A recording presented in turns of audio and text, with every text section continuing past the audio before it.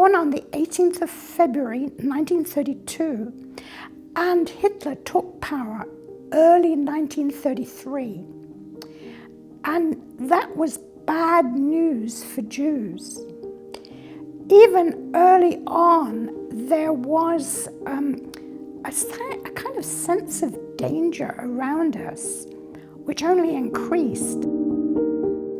Anti-Semitism was awakened. I think it was buried deep in the culture already, but it was nurtured and brought out. There was the articles in the newspaper. There were the cartoons showing how evil the Jews were. The population was being influenced first by words, and then the actions came. It was the first movie showing of Snow White and the Seven Dwarfs. It was the first time that I was going to go to the cinema, and obviously I was very excited, and there was another girl taking me. I was maybe 7, and she was 10 years older. And we walked to the cinema, and as we approached, of course, my anticipation grew, but then I looked at her face, and she looked startled and afraid. And then she read out the notice outside the cinema, "No Jews allowed." And we couldn't go. The Kristallnacht was the time it became openly violent. My parents, very late, realized what was going on. The reality became real to them that there was the possibility of death. My father had access to a rescue effort for children. The rescue effort's name is Kindertransport. And my father found a place for me on the train, and I left Germany just weeks before World War II started. 10,000 children were rescued by the Kindertransport. Contrasting with that, 1.5 million Jewish children perished. Young people today bear heavy burdens, many challenges, but my story is a story of hope, and I want to give you hope.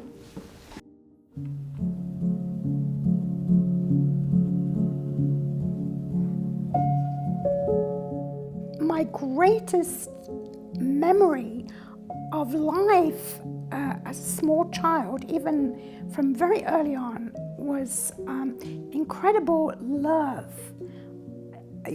We were Jewish, and I think that it's something about the Jewish culture that you are very expressive. And so I felt the warmth, the closeness, the touching, the affirmation. Many of the stores in the main street were owned by Jews. My father had several businesses. One was a household store with quite on the main street with 2 large display windows. The law was passed that Jewish businesses had to be sold at a very low price to Gentiles. And I was standing very close to my father, and we looked down the stairs, and the new owner of his business was a Gentile. He was a German. And I looked down and I saw his face, and this man's face was angry, and out of his mouth flew words that were so filled of hatred. It was like bullets hitting us.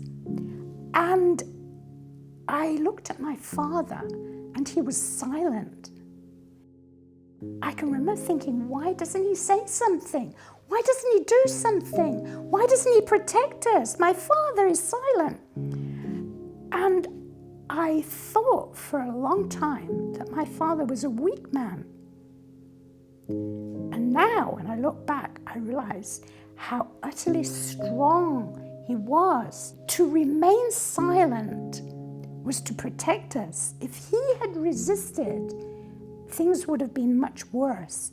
So that was a very personal example, but all over Germany, and even in places that Germany ruled, like Austria, Jews were experiencing the beginnings of persecution. There were gradual things, like at school. I began school, and it was the local Lutheran school. And we used to have arithmetic books that counted colourful balls, spinning tops, and it made the subject somewhat interesting. But then suddenly one day, our books changed. And instead of counting and adding and subtracting balls and tops, we were counting tanks and guns and helmets and marching soldiers.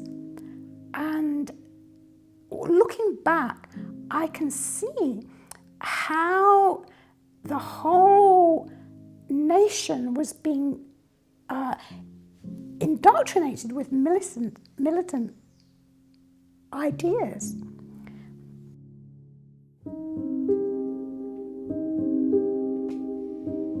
My father's store was on the main street and we lived above it. So we had a front row seat when Hitler came to town. There was built a castle. Hitler had the intention of building castles to replace medieval castles, to represent the wonder and the power of the Third Reich, which he said would last 1,000 years. 6 kilometers above our little town, Hitler's castle, Vogelsang, was built, and he came for the opening. This castle, the purpose of it was to train German officers in racial philosophy. And many of the graduates from that college went to the east, and some of them were commanders of the concentration camps. It was a big event locally, and Hitler came to the opening of the castle. He arrived at the little train station in Gmünd and got into an open car, and he traversed from the train station through the center of our town up the hill 6 kilometers to the castle. And we were in our apartment. My parents, I remember, were sitting against the back wall, pressed against the back wall on the sofa. I was a very precocious child, and I was pressed with my nose to the window. And I saw the local crowds. I saw young women in dirndl dresses with long blonde plaits, throwing flowers in the air. It was a procession. And I saw the population on the sidewalk with their arms up, Heil Hitler. And then the car came through, and he was in the back. I think about the effect on our town. I think we are very affected by leaders, the role of leaders in indoctrination of the population. It was a gradual thing, and I think this is a huge warning about the speech and the despising the other, holding other people in contempt. It was a gradual, step-by-step process. So first, there was the indoctrination, there was the media, there were the films, there was the music, there was the speeches, there were the spectacular events showing the power of the National Socialism and the Aryan myth, the superiority. Many Jews, including my father, they said to each other, "This is crazy. This can't continue. Surely Hitler and those who are his henchmen, this can't last." And you know, Germany had always been very proud of their culture, their history, their intelligence. They had these intellectuals and the arts. How could a people with this kind of culture deteriorate to the depths of inhumanity? So I think my parents, like the many other Jews, felt this couldn't endure. This is not possible. But it did endure. It got worse and worse.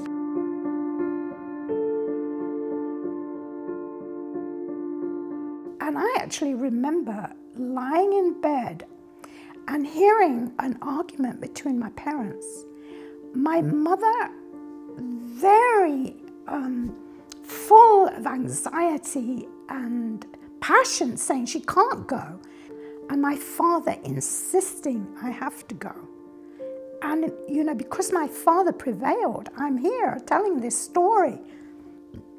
You know, I think about how convinced my father was that this was the only way out, because they could no longer find a place outside Germany. It was too late.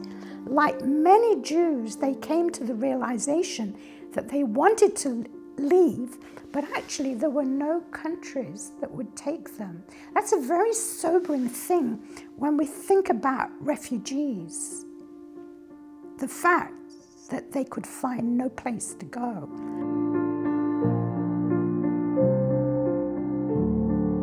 I believe my father had access to a rescue effort for children.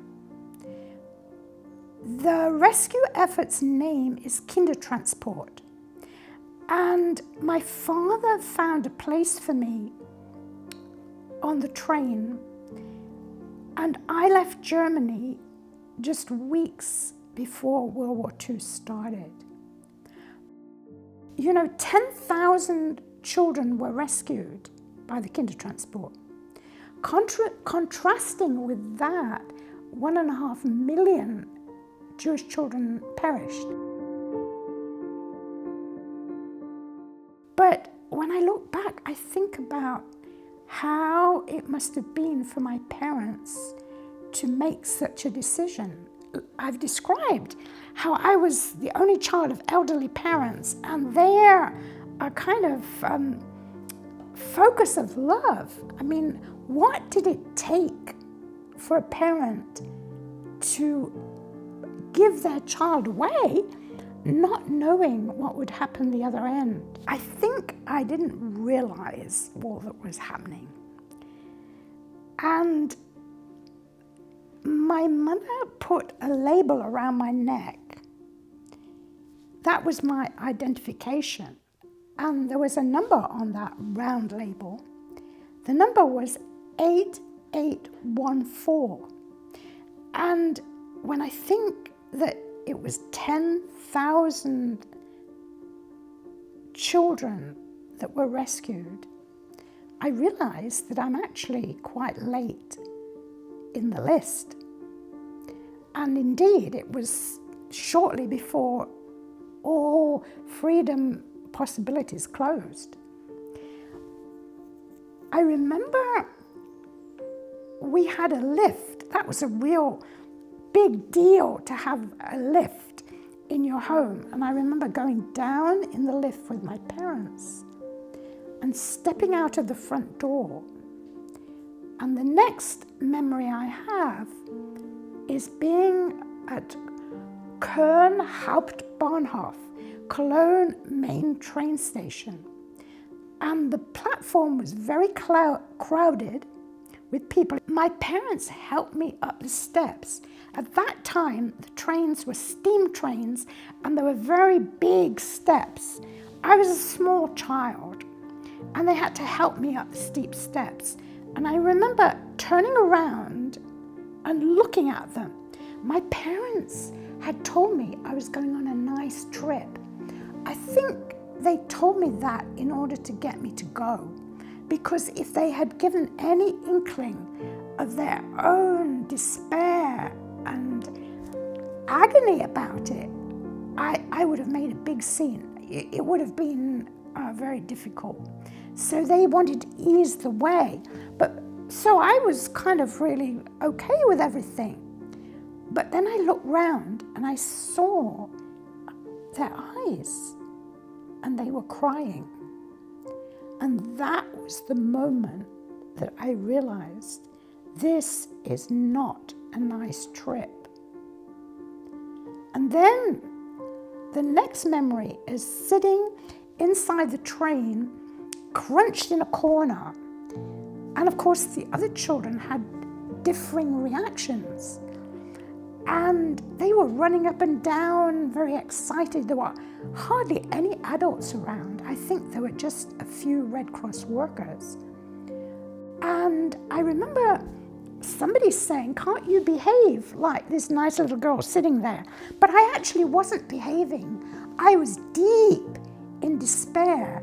And it was the moment of trauma that would affect me for many years. I shut down emotionally. How does a child of 7 deal with the loss of every bit of security? So my method was to just put a lid on it.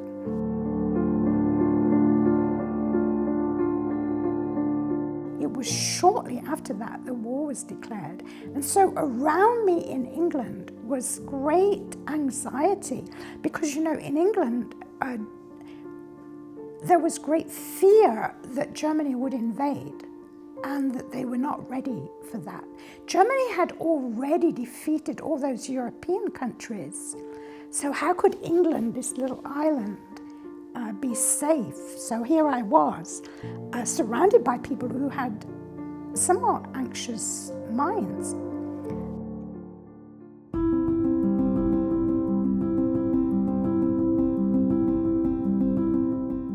I was aware that I was a foreigner. I was a German. And so what I did, I tried to fit in. I tried to conform to how other people behaved. I tried to become a nice little English girl and do the English things. So on the outside, I conformed and I tried to talk in the same way and act in the same way. But inside, I was Jewish, but I was also full of anger and hatred that churned within me. I carried a lot of anger towards Germany and Germans because I realized that what had happened in Germany contributed to my losses. But also, when I look back, I think about what kind of things were in the newspapers, what was on the radio in England. Germany was the enemy, so they were described in very dark ways. And so here I was, it was like a split person, but it fed my own attitude towards Germany, what had happened to me. But added to that is a very almost like shameful thing that I tell. I felt my parents had abandoned me. Now that was my child understanding. I felt they had just let me go. And, you question love. Did they love me? Why did they let me go? And it's only now, and the years after this, that I realize the kind of love they displayed was self-sacrificial love. It was really very pure. I became a teacher in a small town in southern England, and gradually my capacity to contain the turbulence that was inside became more than I could cope with. I think for so many years I had been operating in denial and suppression, attempting to fit in, to conform. I had increasingly realized how sad I was inside, and it became almost unbearable. And it was at that time I was teaching. I was loving the environment. You know, we were in a country area and it was so peaceful and there was so much beauty around. And I was with a class of children who were actually eager to learn. It was a country school, and I enjoyed what we did together. But inside, I wondered, is this good enough? Am I really able to do this? I had a lot of self-doubt, but on top of that, my anger and rage became a burden too much for me. It was like I was at the end of my rope. And it so happened that at that exact moment that I heard for the first time that I could give that to my Heavenly Father. And I did it. You know, I did it because I had no other way out. And this was like a door opened. It was a rescue effort of my soul. And, you know, that was the beginning when I really started to live.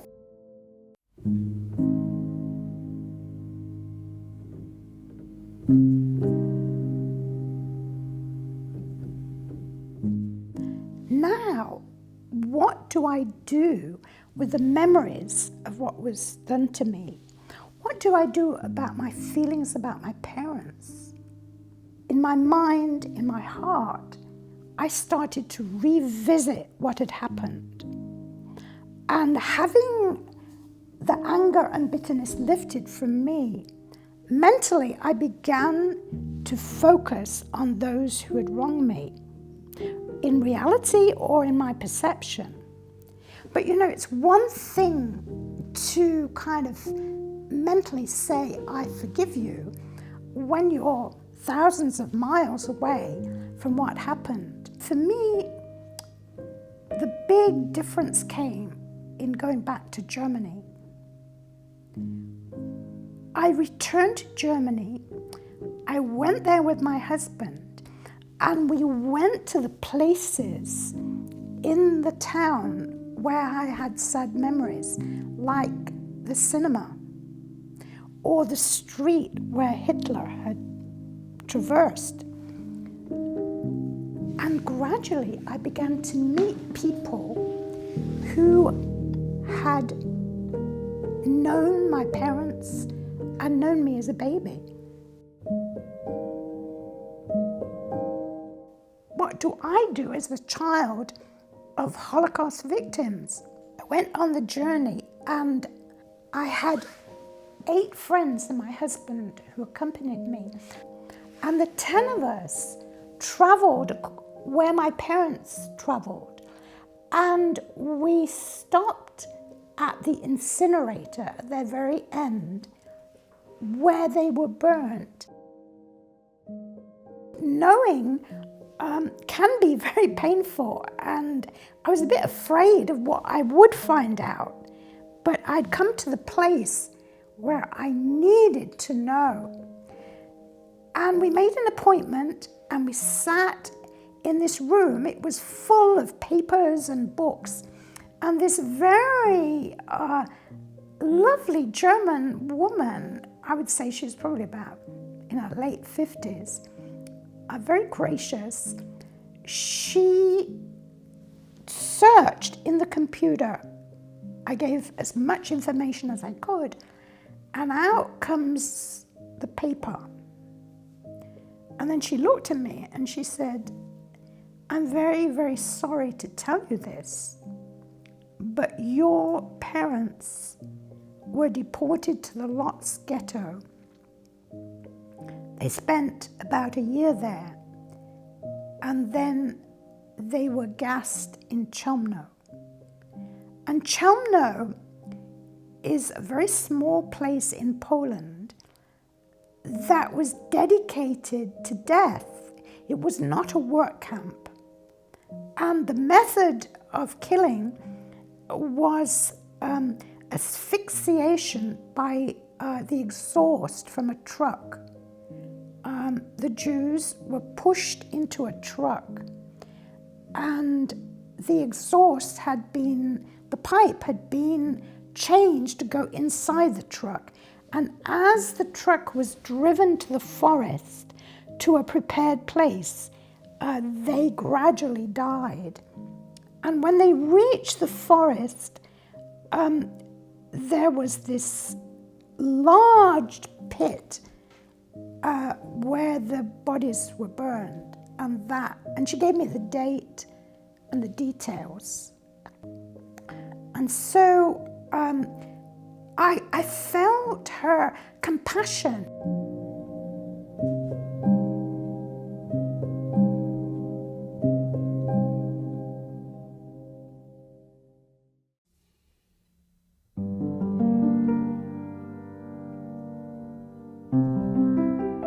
The words forgiveness, repentance, reconciliation all revolve around a core issue: justice.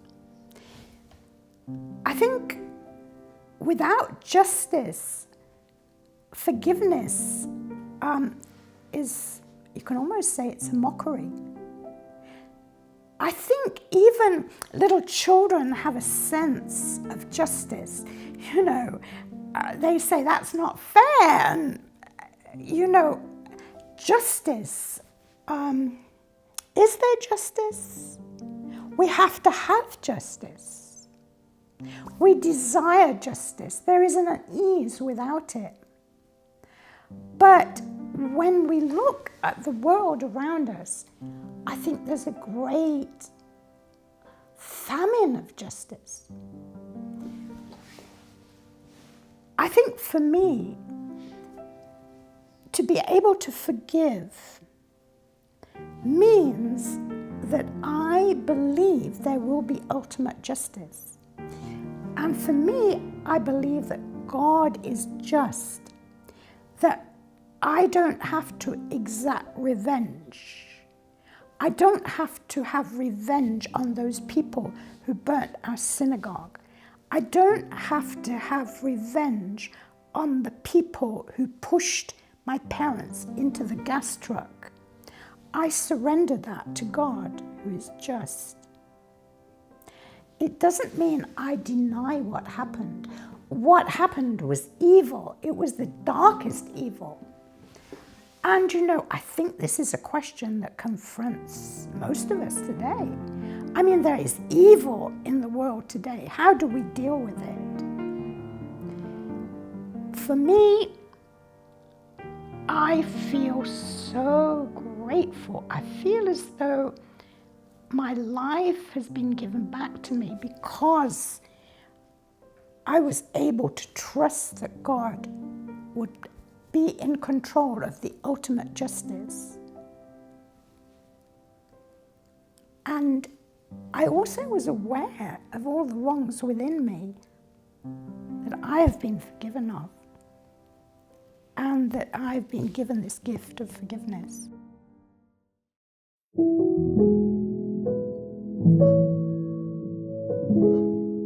The freedom began with a change in my heart. My early days and my youthful days were very much engaged with battling the demons within. And so I think freedom starts with an inner peace. And so where do we get that peace? And we can look for the peace in escape or engagement with different things.